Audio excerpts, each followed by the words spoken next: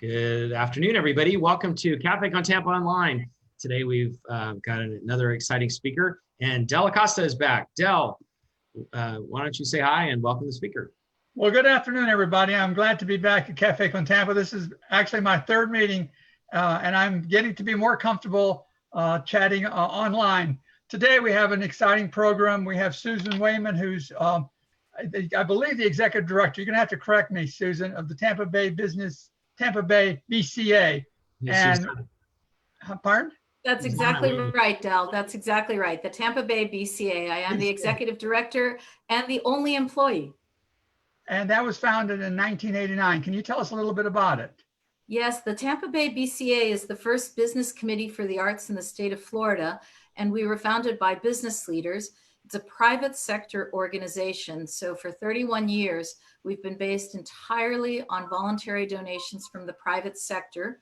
We're part of the Americans for the Arts National Partnership Movement, and that was set up to align businesses to strategically involve themselves with, engage with, lend support, and really develop a very healthy business, arts, cultural ecosystem.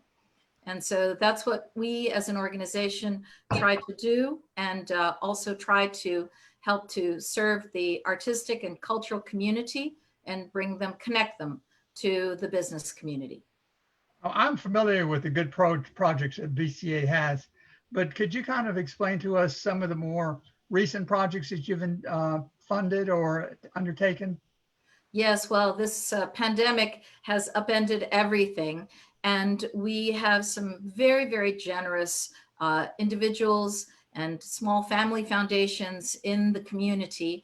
And the Gobioff Foundation, Neil and Gianna Gobioff, approached me at TBBCA to see if we were interested in partnering on trying to bring some desperately needed emergency relief to artists. Something similar had been already created on the Pinellas County side by Creative Pinellas St. Pete Arts Alliance and the Pinellas Community Foundation. And the Gobioffs had already contributed to that, as had the Vinnick Family Foundation, but they both very generously provided seed funding and entrusted TBBCA with this program, which developed into an emergency relief grants program. And we opened it up. We launched it on April 22nd, a Wednesday. In the first week, we had over 200 applications. By the time that we had to suspend applications about a week ago, so in under 4 weeks, we had over 500 applications, well over, and we were able to direct $500 grants each to artists of multiple disciplines, as long as they were residents of Hillsborough County and met other eligibility requirements. We had a very fair process. We had a panel of reviewers who looked at the artists as working individuals, not necessarily that the arts was their sole source of income, because many artists rely on second jobs. But unfortunately, in this time, most of those have evaporated as well, whether they're retail, whether they're restaurant work, whether galleries that are closed. So what we found in the applications was a very dramatic need. And the needs were very... You raised a lot of money really fast. I don't think you said the total number yet. Can you tell us how much you raised over what amount of time? Over $200,000. But again, the biggest seed funding came from the Gobioff Foundation and the Vinnick Family Foundation. And I think it's a testament to the awareness that has existed in our community, that so many individuals, groups, foundations have stepped up to the plate. And I have to credit my board as well. I have 34 board directors. They come from all different types of industries, the law, medical management, design, real estate, community education, university, doctors. And the board immediately said, this is important. This is a priority. Let's focus on this and really, engage. And I think that it was a very fruitful collaboration, particularly with Gianna and Neil. They're brilliant individuals. You've had them on Café con Tampa, I'm sure.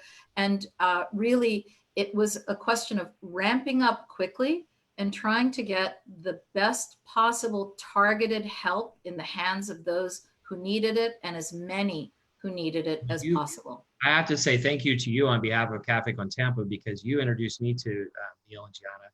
And Café con Tampa, as a result of that, partnered with them on the arts debate, the mayoral debate that was the highest attendance of any of the mayoral debates a year and a half ago, and also with the Mayor's Forum of the Arts after Mayor Castro got elected. So, thank you for that. There are a lot of great leaders and visionaries in the community, and we're lucky that folks like you are connecting the dots on them. By the way, anybody watching, if you have any questions, Café con Tampa style, you can post them underneath the feed if you're watching on your phone, or to the right if you're watching on the computer. Tell us, there are, I think, several artists watching, and so people who are into the arts will understand why it's important to help the arts community. But could you tell us, and maybe it goes back to the foundation of the organization too, tell us why the arts are important in our community. Why should business and other groups support the arts?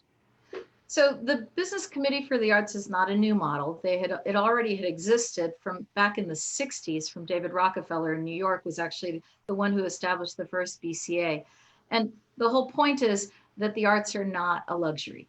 And I think that if anything, this has become more acutely focused during this pandemic, because what have we turned to? Like, we're not turning to our calculators or our, formulas.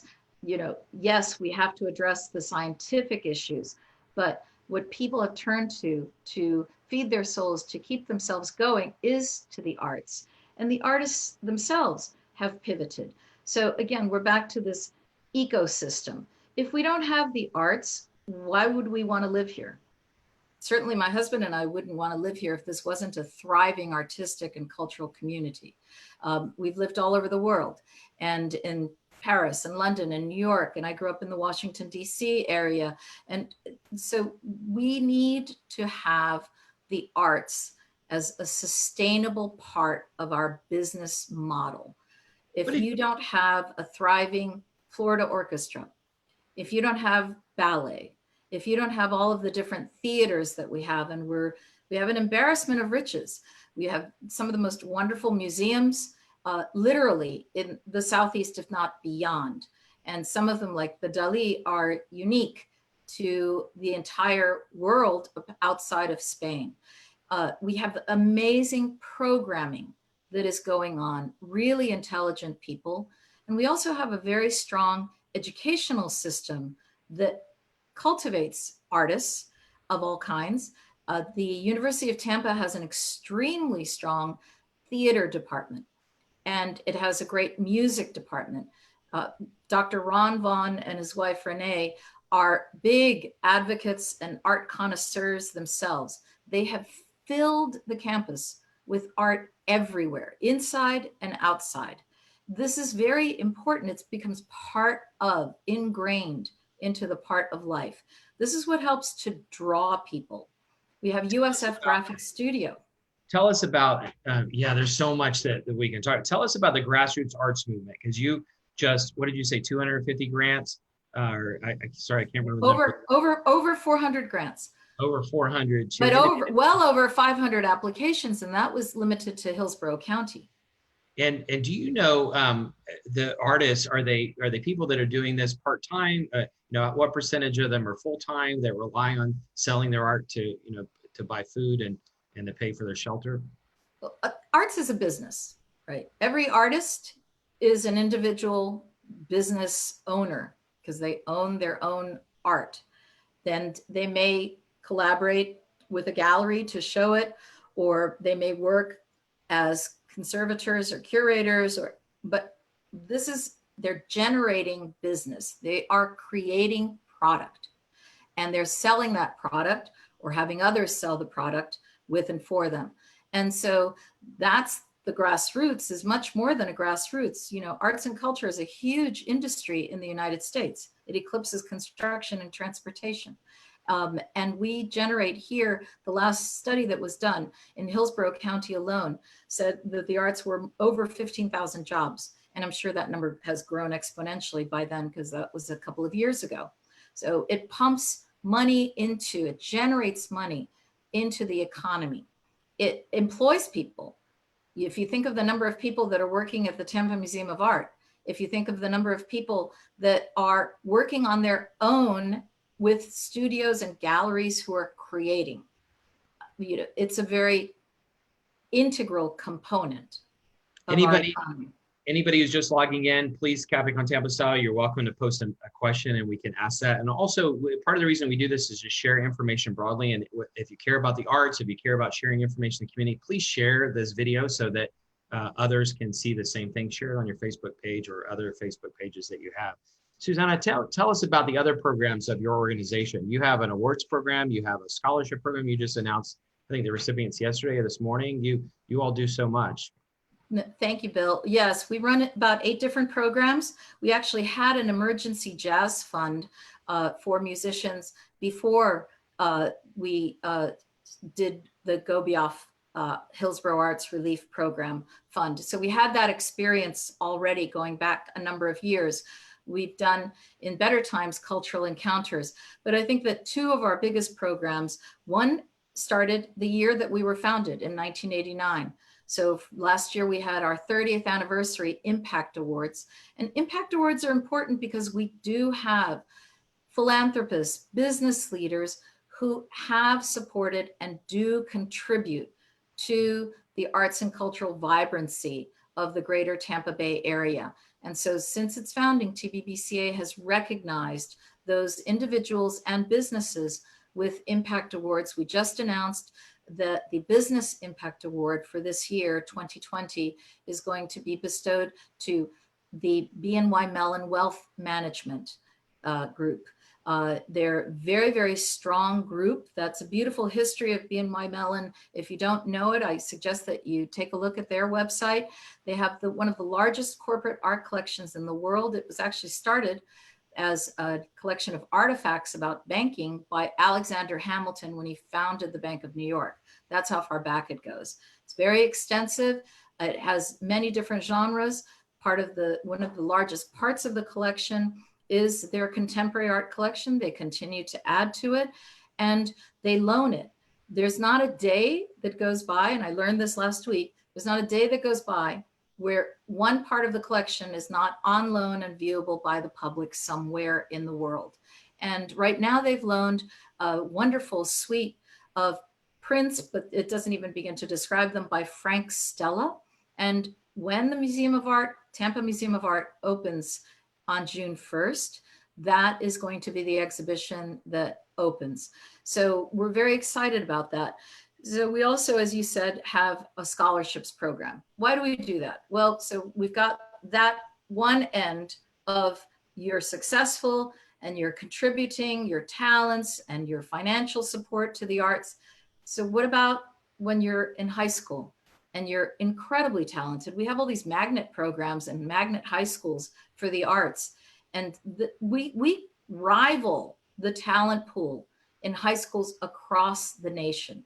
And our graduates go on to Juilliard, to conservatories, to music schools, to perform on Broadway. So in 2008, the late Charlie Henschel, with TBBCA, he was a past president of the organization, decided that we should recognize and help the younger generation, in the hopes also that they would remember that their community supported them at this critical juncture. So he came up with the Art Stars Scholarships Program. After his sad, untimely passing, it was renamed in his honor. And we did just announce the 2020 Charlie Henschel Art Stars Scholarships awardees. And they are mind-blowingly, we have, for instance, the instrumental music awardee, Karishma, has already performed with the Florida Orchestra. She's played with Jeffrey Moulter. I mean, these are the future stars that will be on everyone's lips, and they come from here in our hometown. By the way, the majority from public schools. So we've awarded well over $200,000 to over 80 students since 2008, so in a dozen years, to help them with tuition assistance, financial tuition assistance, and other student support to help them pursue higher education in the arts. And your plate is quite full, and I want to ask you kind of a big question. with this full plate that you have, what do you see as the immediate needs in the arts community with the pandemic, the new normal, and also how can people that are listening now contribute to BCA? Well, thank you very much, Del, for that question. I think that we should feel extremely proud of our arts community because, like true creatives who are innovating, because that's what artists do. Artists normally, they don't copy each other. They create something new that's never been seen before, never been done before, not quite in the same way. And so they've pivoted. A lot of them have gone online, have streamed, just like Café con Tampa has. Many of them have had, set up their websites so that they can sell their art through their websites. There have been art festivals. There are musicians that are playing online, but it's difficult to monetize that, right? And so I think that as a community, we need to understand that we're craving that, and we've been consuming that now for 8 weeks. And so now we're getting to the point where what's the new normal? Well, the new normal needs to be to go and buy that art, to go to the museums. The museums are going to be practicing safety measures, social distancing. Trust me, I'm on the board of the Tampa Museum of Art. This has been a subject of very, very long and deep and careful discussions and following the CDC guidelines. I have full confidence that any of our arts and cultural organizations that reopen will take every precaution and every measure that they can to do it responsibly and thinking of our safety and the safety of their employees. So they're going to be opening. Let's go. I promise you, if you want to have an amazing, mind-blowing experience, go and see the Frank Stella exhibition in person. And then thank BNY Mellon for supporting that, for making the loan and providing other financial support. So we need to put our money where our mouth is. We need to see these artists as valuable contributors to our lives, to our economy, and support them in a way that makes sense post-pandemic. By the way, again, anybody who's new watching, please, if you have any questions, post underneath or to the right, depending on how you're watching it. And if you haven't already, please share it so all your friends and family can see all this great information that Susana is telling us about. What else do you see that needs to be done in the arts community? So we've got to recover from COVID-19, but what else do you see that we need to do to build our arts community in Tampa and in the region? Thank you, Bill. It's a great question. I think that we're on the way, and certainly we were pre-pandemic, which is that we've begun to integrate the arts more into, for instance, civic life. So I'm very, very proud of Robin Nye has done an amazing job over many years. I think she's one of the unsung heroes of Tampa Bay, as she's the head of the public art program. She and Melissa Davies are there together. I think that the Mayor Castor has definitely said arts are a priority, as you were talking, Bill, about the mayoral forum. The first forum she had that was packed to the rafters was about the arts. And so they just commissioned Megan Scalise to do one of the intersections that happens to be right next to my office on the corner of Franklin and Twiggs, to bring art into a sector that's downtown Tampa in a way that everyone can enjoy it. They've been doing art on the block. For many years now, the electric boxes have had artists create.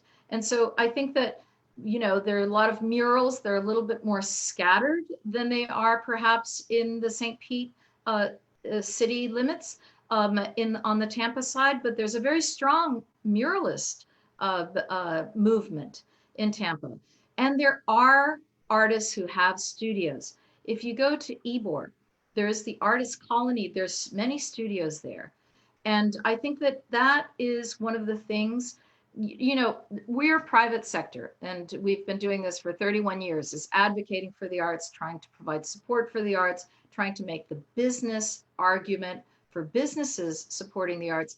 But I think the government is going to have to step in here too and come up with together with businesses, come up with a sustainable model so that we don't have this fragile artistic economy, whether it's individual artists or whether it's arts and cultural organizations. Again, you've got these arts and cultural organizations are big draws. You have big name artists who have purposely decided to make Tampa their home. Dominique Labovie is the perfect example. He's French. They've lived over there. They've lived in Switzerland. He and his wife, Erica Greenberg Schneider, they're world-class artists, and we have them right in our backyard. So we need to take that on as a source of pride, but also of responsibility. Let me ask this. We have a lot of different models in the area, but one of the successful models helping artists and building of the arts community is the Warehouse Arts District in St. Pete. And now Liz Dimmitt is building the factory, and Gianna and Neil with others are building Crab Devil, I think is the name of it. Mm-hmm. What new things can we expect from these new models and concepts that are coming? Well, I think what's interesting is the factory is Liz in collaboration and primarily with Behar Petronich Architecture. Jordan Behar is on our board of directors, and he and his wife Kara have their offices in the Warehouse Arts District. They took I don't know if you'd call it a Quonset hut, but they took this really, nondescript structure and have made it to be one of the most covetable offices. You just want to go and live there. And so they have bought up the area around their office. And again, it's all of these old factory buildings. The reason it's called the factory is they bought the building that was a window film factory. I think that it started off being the film factory, but then that narrowed things down too much. But what are they doing? It's not pure art. It's a combination of things in the factory. And they've offered TBBCA nonprofit space, St. Pete Arts Alliance, but they've also offered artists and businesses to come in and rent their spaces. They've got a practice space for an arts and cultural organization or two. And so what's the difference? It's that community. And I think that what we need to do is look at those hubs and see what the components are. Liz's model is a very interesting business model. It's a very successful one. And she has done a lot of research very thoroughly. She's incredibly intelligent. You had her on Café con Tampa, so I don't want to repeat and tell her story because she already has. But these are things that are going to change the complexity because these are business models that involve integrally the arts. So you always talk about everybody else, and I'm going to kind of force you to embarrass yourself for a minute, but you have a pretty amazing background too. You mentioned at the beginning the places you've lived, but you speak Chinese, or at least you used to, and you worked with Henry Kissinger. Tell us a little bit about all that. Well, I wouldn't say I worked with Henry Kissinger, but I started my career at the State Department. I did study Chinese at Georgetown University. I had the good fortune to grow up in what I think is one of the great cultural capitals of the world, which is Washington, D.C. And I love my original hometown. And at Georgetown, there was an internship program that I started when I was very young. And I was able to take that and be invited to go and work at the State Department, developing Chinese cultural materials for foreign service officers. I eventually left the private sector left for the private sector. And at 21, I headed up my first board. I was the founding executive director of a China advisory board for Government Research Corporation. At the time, they were the publishers of the National Journal. And that really, I was bitten by the bug, right? Of what is it like to be able to do business? And in doing business, and if you speak the language, then you get to know people. And I'm a big believer in diplomacy. And I think the State Department gave me that. And so I think that then when I went to work on Wall Street, it was between New York and Beijing. I lived for part of the year, a good part of the year in Beijing, until I was kidnapped by my husband and taken over to Paris, where he was the chief of design for I&P for the Louvre. Yeah, which is another whole story that we've told before and we need to tell again sometime at Café con Tampa. Del, do you have any final questions? We could talk to you forever, Susana. There is a rocket launch in a few minutes, and I think everybody's going to jump to watch that as long as it's still on. Yeah, me too. Yeah, I've got a quick question for Susana. What advice would you give to the young people listening to this program now? Let's say if they're graduating from high school, graduating from college, and are making that important decision on the first job, a direction to go. So I think that education is really important. If you're graduating from high school, look for resources like our scholarships or other scholarships. Ours are based on talent and merit, and there are some out there. And so look for those so that you can take that next step, keep developing your craft, keep growing your talents, learning from mentors. That's why people go to Juilliard. They don't just go so they can dance. They go to watch the choreographers and the dancers who really are amongst the best in the world. So, but we have some here. So you don't necessarily have to go away. We have an outstanding educational system here. And so I would say, look for the mentors. And if you can't find them, call me up, send me an email. I'll point you in the right direction. And if you do go away, then please come back. Just know that our community cares deeply. You don't have people like the Vinicks and the Gobioffs giving money to support the arts if they don't believe that you as an artist are valuable and that arts and culture are super important to the growth and prosperity of our community. Susana, someone just told me that the rocket's been scrubbed till May 30th, so we have you hopefully for 5 more minutes. Tell us what else we need to know about the arts. What else?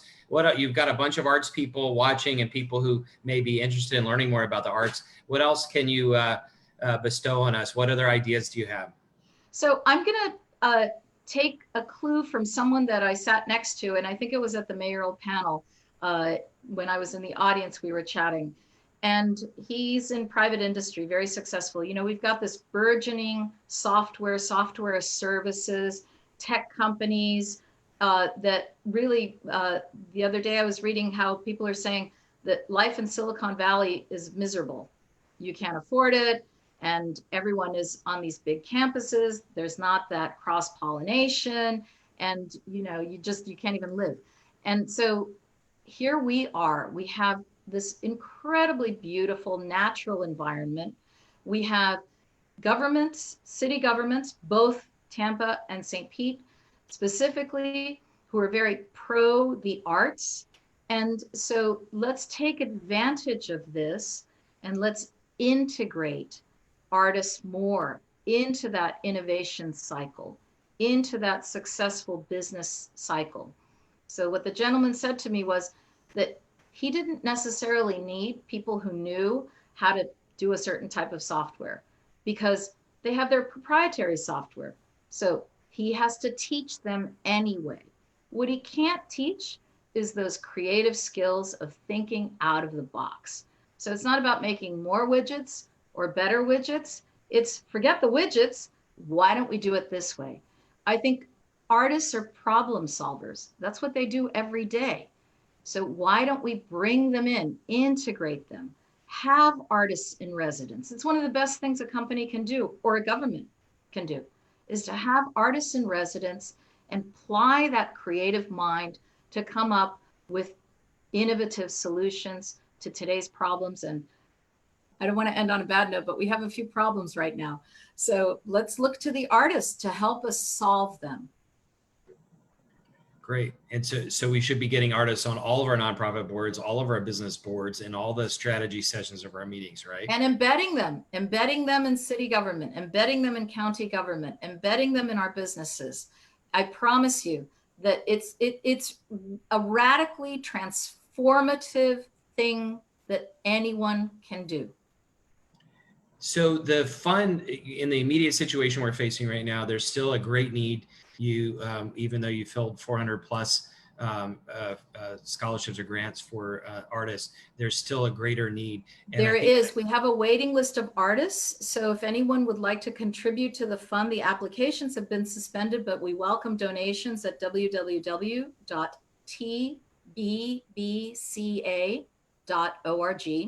So that's Tampa Bay BCA, TBBCA.org.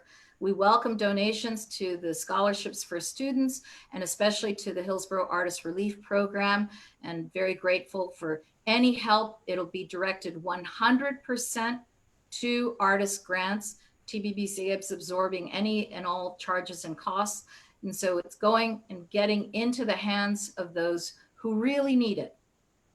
And also, can people sign up for your email list and events and things while they're there? Yes, and while we're looking for what we're going to be doing, we hope to be holding our Impact Awards on Thursday, October 1st. It seems like a long time away, but we're hoping that the world will be much improved by then. But we're continuing to work very hard to also bring, for instance, we're going to be filming our scholarship recipients on Friday all day with the judges, individually, socially distanced, taking every precaution. No one's going to see each other except me, sees everyone. And then that edited video that we're going to be doing professionally with CineView Studios, a new partner of ours, is going to be launched on a social media platform. And that will be news for next time. So to anybody watching, if you're involved in the arts and you want to take your involvement to a higher level, or if you're not involved in the arts but you think you might want to get involved, contact Susana. She's a great resource. She's a great connector and one of the bright minds and visionaries of the arts in this area. Thank you so much, Susana, for taking this half hour time with us. Any final words or comments or websites or anything you want to mention? Well, I'd like to mention that if all of us are breathing, part of that oxygen is from the arts. So whether it's music, whether it's visual, whether it's reading, whether it's dancing, it's part of us. It's what makes us human.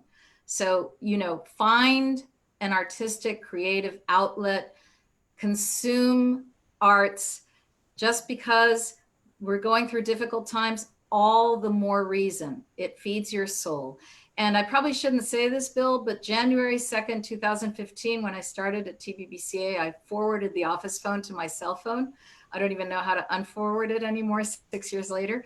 So anyone is welcome to reach out, call me literally anytime. I'm totally available. If you want to just talk about the art scene, if you want to be pointed in a certain direction, if you want to get more closely involved with any of these arts and cultural organizations that I've mentioned, I'm sure that either I or we can find someone who can help you do that. But do engage with the arts. It's going to help you to be a much happier person and lead a very, very rich life. Well, thank you so much. Thanks, Del. Thanks, everybody, for watching. Thank you, Susana. Thank you, Susana. That was very informative. Thank you, Del. Thank you, Bill, for inviting me. Thank you.